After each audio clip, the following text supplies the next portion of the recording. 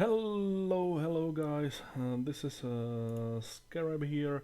Again, I hope you're doing fine. Welcome to another of my videos. And this time we will try something new. We will actually try to analyze one of top-tier games that happened several weeks ago between Greyhound and Nick-Da-Man. Both of these players, they belong to top tier, pretty much bracket of wargame players, and several weeks ago they took part in a very special tournament called Second Veteran and Elite Tournament, and they played against each other. And Nick-Da-Man, he's my favorite. He's my favorite wargame player, but unfortunately he lost to Greyhound, who played much better. And this was rather surprising because in the end, Nick-Da-Man lost control of the whole front line across the Bravo and Golf, and he lost pretty big time. Which was surprising to me because I think Nick-Da-Man is, if not the best, he is definitely one of the best wargame players. And when something like that happens, it is rather strange, okay? Because I've been watching Greyhound videos as well. He's a very good player, and as of late he's playing very well. His games are actually top quality. He's still improving. But he was inactive, I'm afraid, for a long time. And even though he is from Czech Republic, as I am, for some reason I have to apologize to him. Still, I was siding with Nick-Da-Man a bit. Let's see why Nick lost this game, because something like that shouldn't have happened, in my opinion. I think that Nick has qualities. I think if he seriously wants to defeat his opponent, he usually succeeds. And but sometimes he is trolling too much. Sometimes he is making bad strategic decisions, and I think that most of the time these are the primary reasons why he loses his games against people like Razman or Greyhound or other top tier players. So the first thing we will look at is the map we are playing on. And this map is Paddyfield, and in my opinion, it is the best map of all the ranked maps in the ranked pool. Why? I think the guy or the one who designed this map was an absolute genius. I think this is a very well balanced map, which favors both normal plays by the book, but also some cheesy plays, some backdoor attacks with helicopters, but also, of course, the normal by the book plays for the control of the six primary zones. On the left flank, there is one crucial zone which is called Bravo. It is forest heavy zone that favors close quarter combat and infantry. And on the other hand, there is a right flank. On the right flank, there is Golf zone and Foxtrot zone, which these zones favor. They are obviously open field, and they favor tanks, they favor long-range weapons, ATGMs, and so forth, and so on. So it really does not matter what kind of deck you are playing. You can find your favorite tactics, you can find your favorite strategy on this map, and you will be rewarded for that. So we will see what's gonna happen. Just a last remark. Nick-Da-Man, who is playing on the red side, is playing, I think, red unspec, red for armored deck. Well, it is spec. Sorry. It is armored deck. So his tanks will be slightly better. He's got some elite tanks here, and Greyhound on the other end of the map on the blue side. He is playing Scandinavian mechanized deck. So he is focusing. Greyhound is focusing on infantry, so he will probably push into Bravo. And Nick-Da-Man, he is focusing on tanks, so he will probably push into Golf and Foxtrot. So this will be rather interesting. Let's see who will be more successful. I'm sorry, and how their conflict or what's gonna happen at this spot in particular, because this is center of gravity of this map, and usually who has control over this area usually wins. Okay, so I will start the game, but before that let's analyze the opener, and let's look for some mistakes. I am far from being good. I'm definitely not as good as Nick-Da-Man, but in my opinion, there are some pretty big mistakes he made in his opener. Whether you play unspec or spec deck or specialized deck, as long as you are playing against only one player, as long as it is some kind of ranked play, I am not a really big fan of buying FOB. Okay, even if you take advantage of it throughout the game, I am really not a big fan of that. Usually in 1v1 you should rely on howitzers primarily, not cluster artillery or stuff like that, or Buratino, and you should win even without FOB, and you should be okay resupplying those howitzers even without FOB. The second mistake which I'm seeing is the second CV, bought right off the bat. Yes, I know Paddyfield is one of those zones that has that have +2 income secondary zone, and yes, you could say it's not a bad idea to buy the second CV right off the bat, but I think that you should never buy on all maps. You should never, even Highway to Seoul, and Highway to Seoul, in my opinion, is the only map where the second CV is somewhat tolerable. But even on Highway to Seoul, in my opinion, you should not buy the second CV right off the bat. Why? I will explain later, because it is expensive. Okay, it should be, the second CV should be the first unit you will buy after the start of the game, but you should not buy it at the beginning of the game, in my opinion. FOB costs 75%, this CV costs 110%, it is minus 185 points. That is pretty big disadvantage. I'm sorry. If you are buying stuff like recon helicopter, anti-air unit like Book, which costs 85 points, and Spag, which costs 55 units, and Mortar, which costs 40 units. Man, you have no points left for tanks and infantry, okay? And we can see that this group of this battalion, or whatever you call it, is pretty strong, but Nick is sending almost nothing to his right flank, which is big strategic mistake, as we will see very soon. More so if he knows, and Nick knows, that his opponent is playing Scandinavia mechanized deck. So he knows he should be able to predict that Greyhound will be focusing Bravo zone, most likely.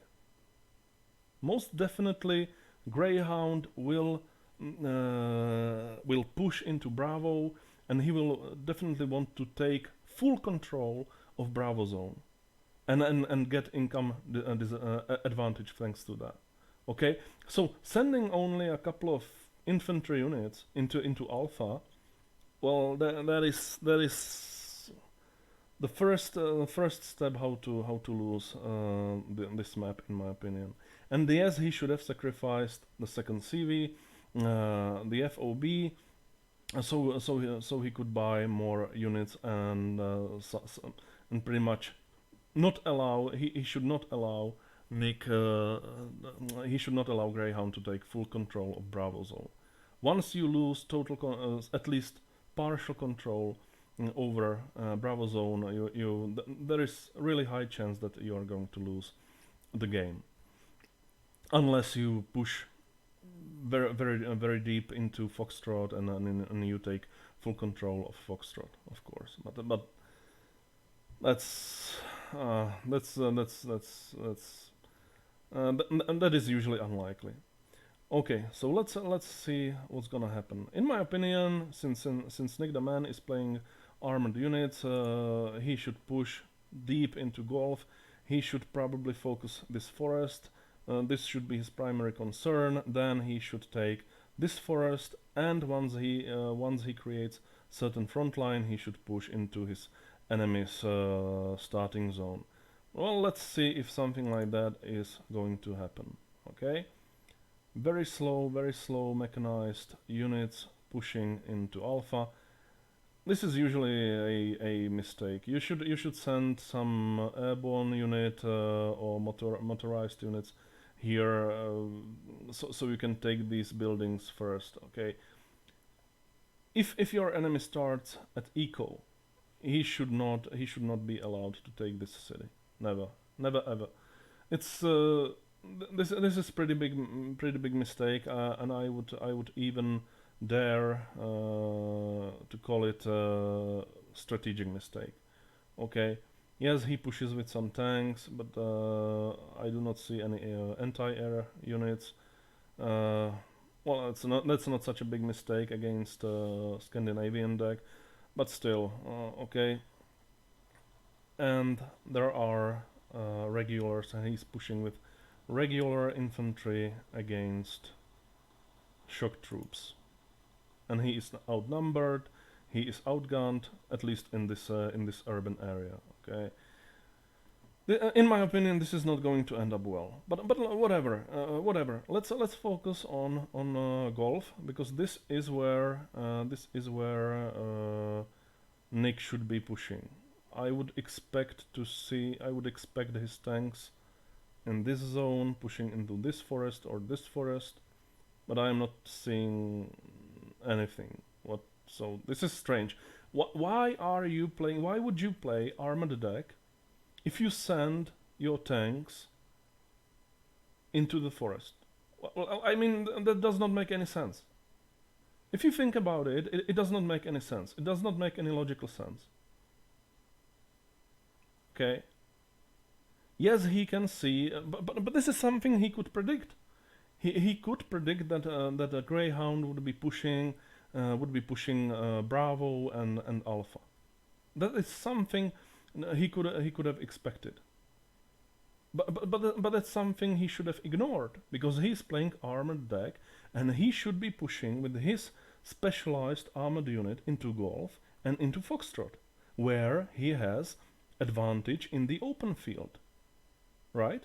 I think it's well, correct me if I'm wrong, but I think that makes more logical sense than sending long-range units like T-72B into forest area. I mean, long-range units like tanks will never do very well in forests. Never. They will always be in disadvantage, and this is the first and big strategic mistake on Nick's part, that he didn't send these heavy tanks or medium tanks, these T-72Bs into Golf and Foxtrot, because if he did so, Greyhound would be forced to react, and he he would probably he would not be sending reinforcements into Bravo, but he would have to buy some helicopters or planes or something. Some he would have to make some expensive investments and to deal with Nick's tanks in Golf or Foxtrot. Okay, so if you play armored deck and you send your tanks into forest heavy zones, well, you pretty much accepted your enemy's game rules. Okay, now Nick is playing Greyhound according to Greyhound rules, and Greyhound pretty much defined what is going to be happening next 10 or 20 minutes.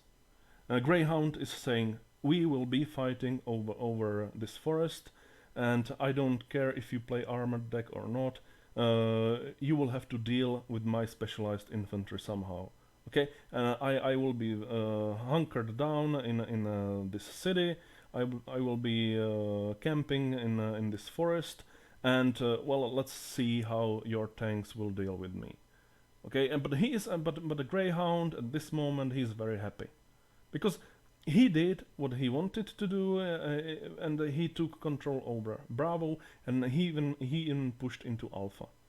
He is playing his game. He is playing his strategy. He didn't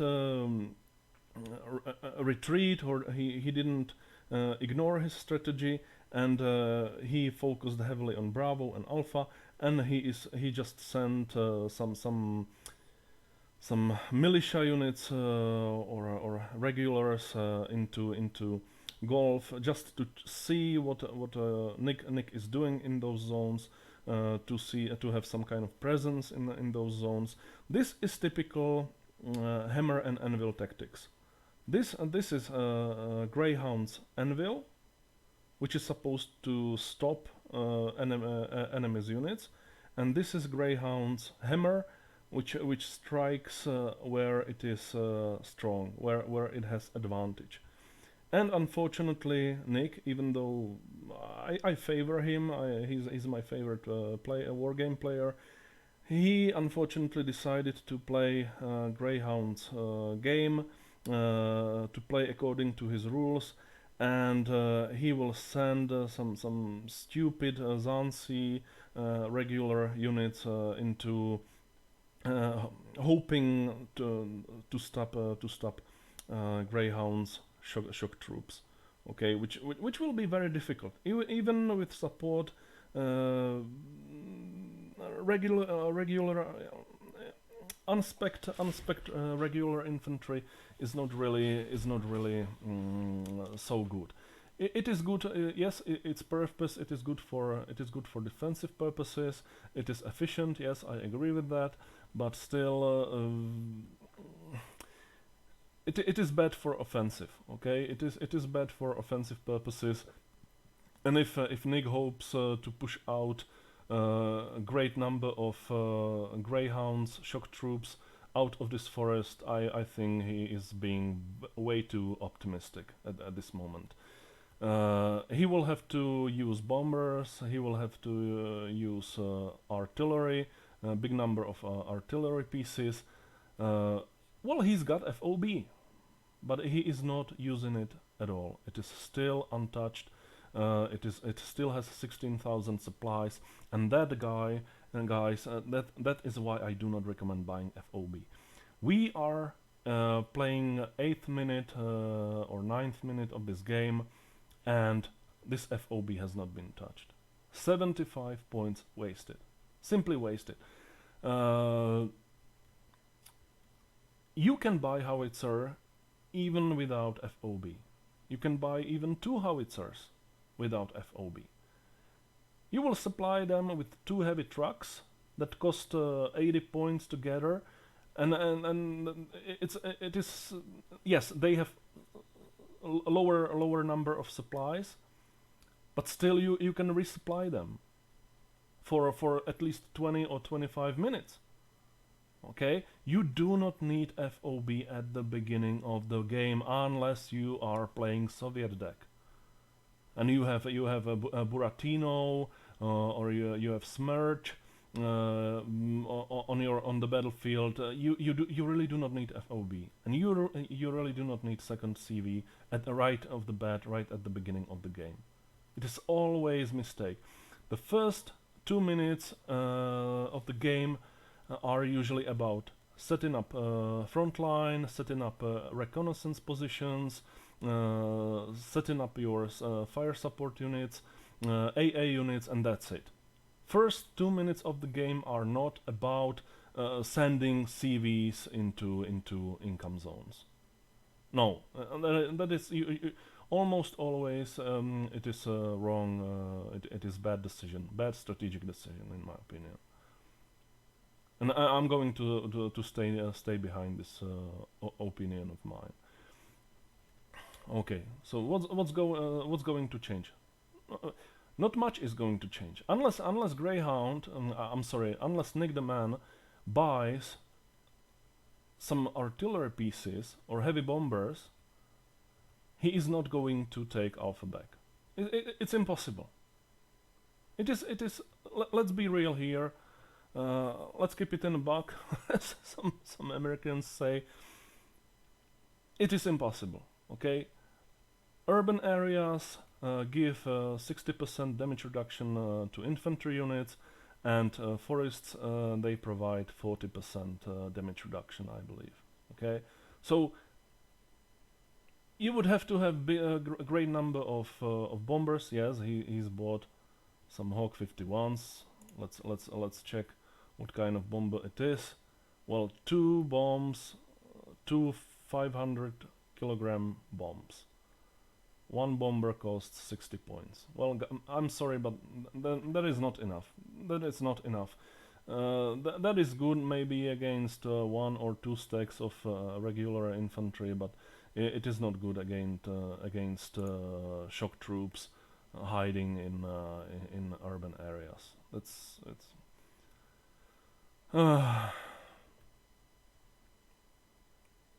and now what we see, what I would expect Nick to do is buying some heavy tanks and pushing with them into Golf and Foxtrot, where he has advantage over Greyhound.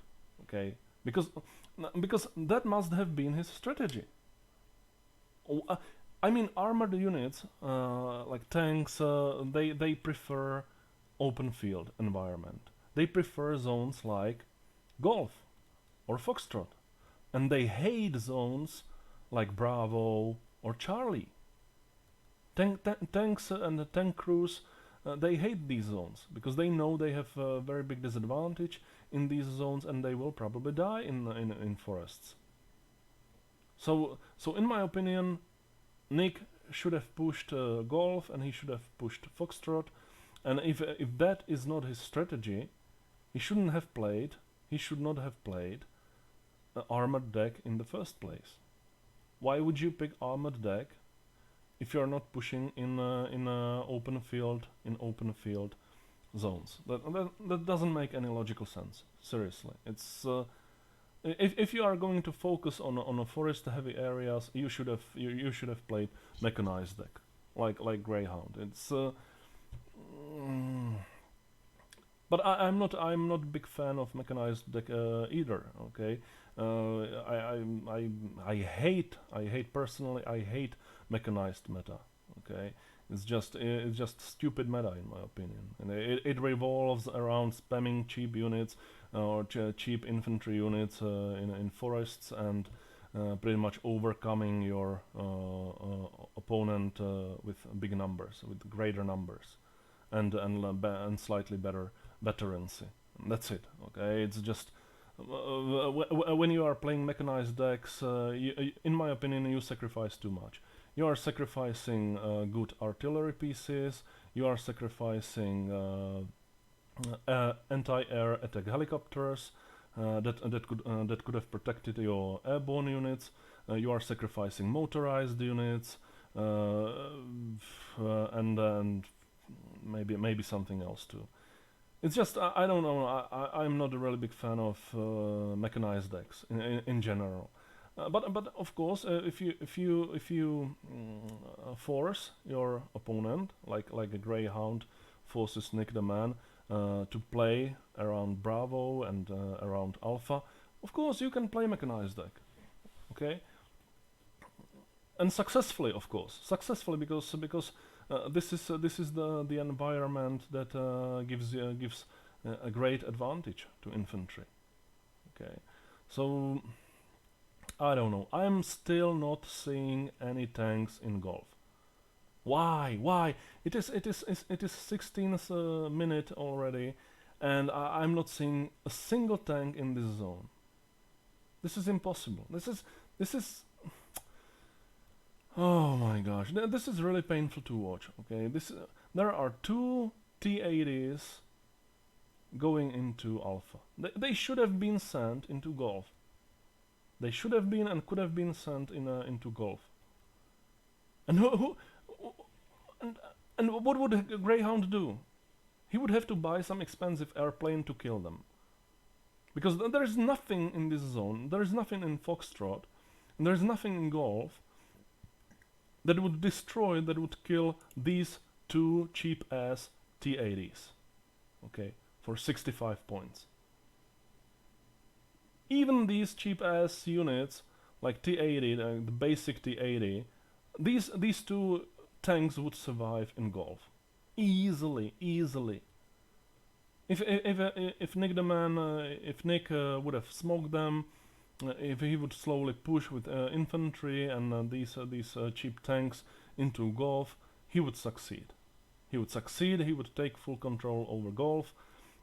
Probably he would take partial control over Foxtrot, and he would be okay. He would be happy. Even if he had lost Alpha, so what? So what? He would build a defensive front line along this road, and he would stop Greyhound in his tracks. Greyhound with his slow and immobile mechanized deck, he would not be able to push beyond Alpha Zone. From logistics point of view, he would be dead if he tried to. Okay, so if Nick would have pushed golf, he would be successful in my opinion. He would even be successful pushing Foxtrot. Okay, so but trying to regain control of Alpha without pushing into golf and Foxtrot at the same time, that is wrong decision in my opinion. Okay, and what is he pushing with?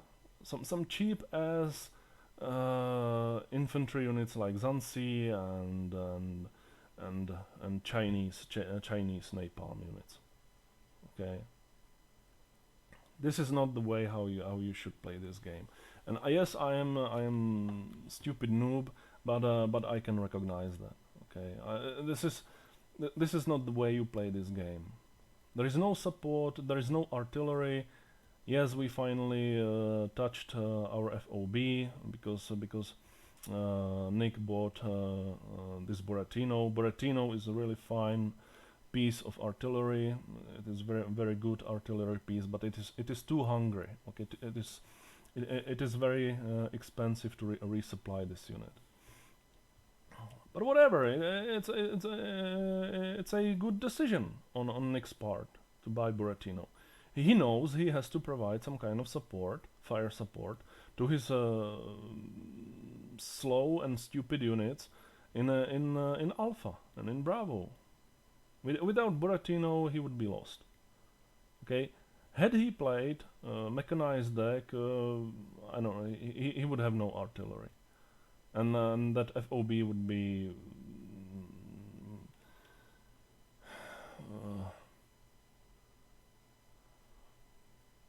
pretty much unnecessary investment.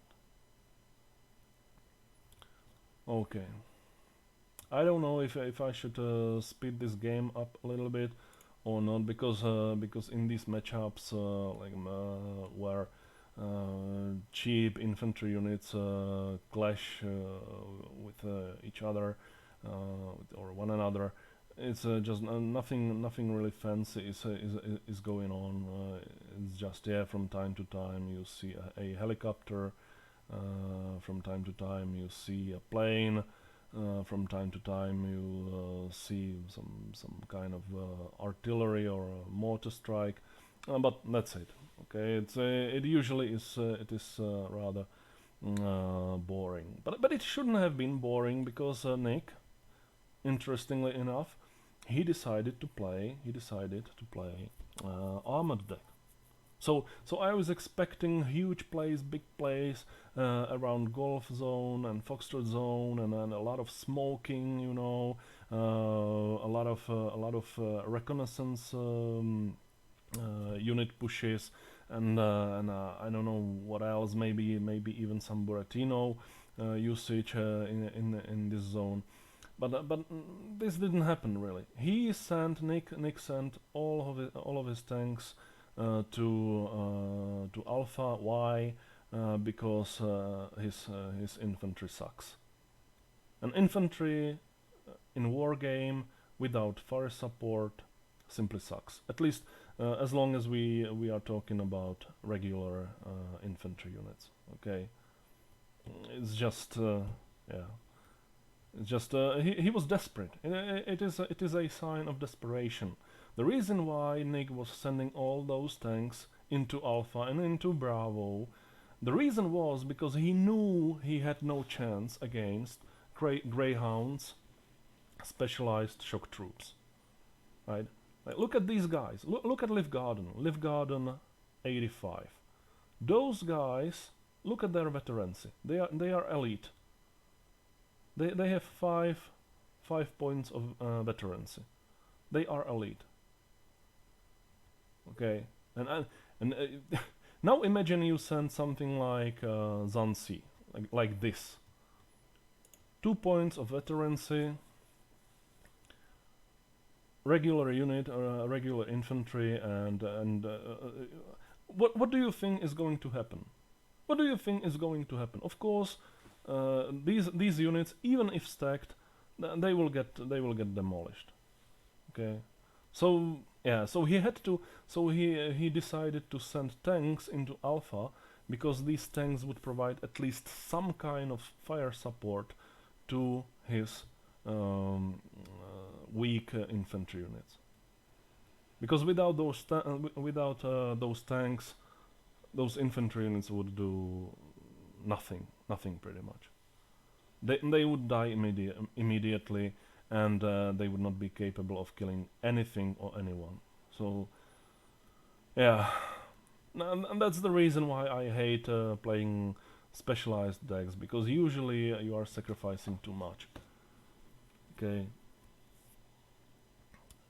Well, when you play, for example, armored decks, you are sacrificing good infantry, which is, again, I'm not saying infantry is the most important kind of units in this game, or that they are self-sufficient or independent in all kinds of warfare. They are pretty much, you can only use infantry in close quarter combat in a war game, right? Unless we are talking about ATGMs or manpads, but generally, infantry hates open field environment in a war game.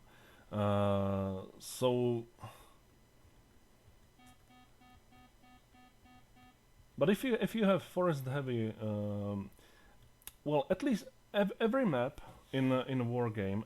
I mean, let's talk about the ranked pool maps. Every map in the ranked pool has some zone that is forest heavy or simply favors close quarter combat. Maybe it has some city inside of it, like Plunging Valley, or it has some kind of forest in it. Okay, like Bravo in Paddyfield, on the Paddyfield map.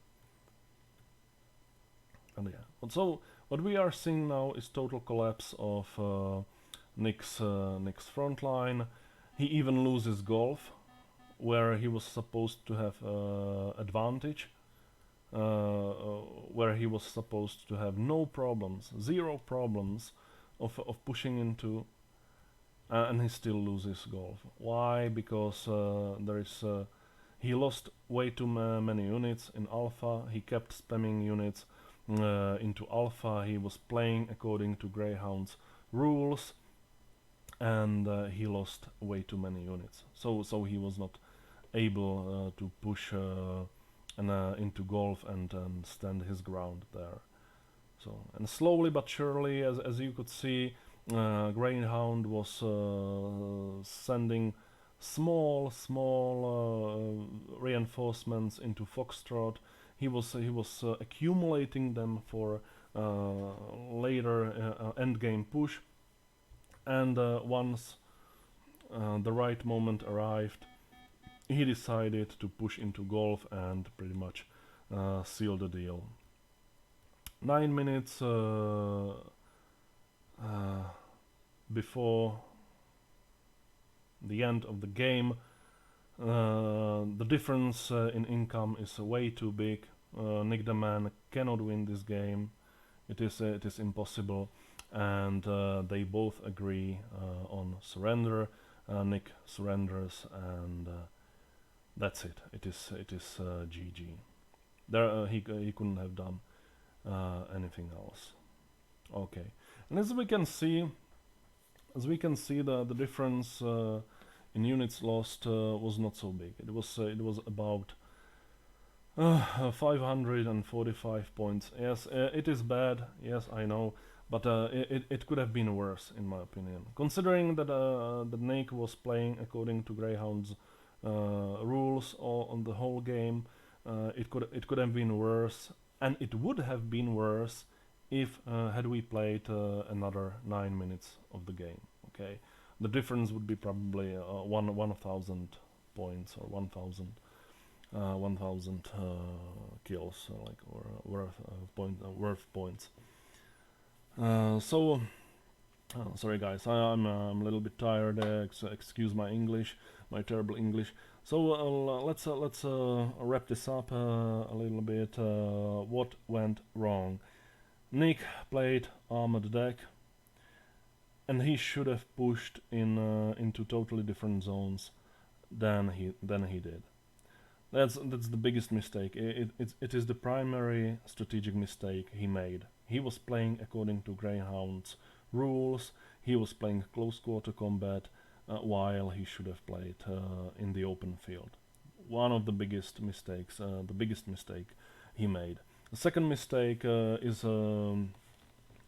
really a terrible opener, in my opinion. The opener wasn't bad. He bought units which he should have bought, but he bought too few of them. Okay, he should have bought more of them to set up the front line, to set up the defense line, to set up reconnaissance points, anti-air units, ATGMs, and so forth and so forth. He didn't have enough points because he bought FOB, which he really didn't take advantage of throughout the game. He only sent 2 or 3 Buratino barrages against his enemy,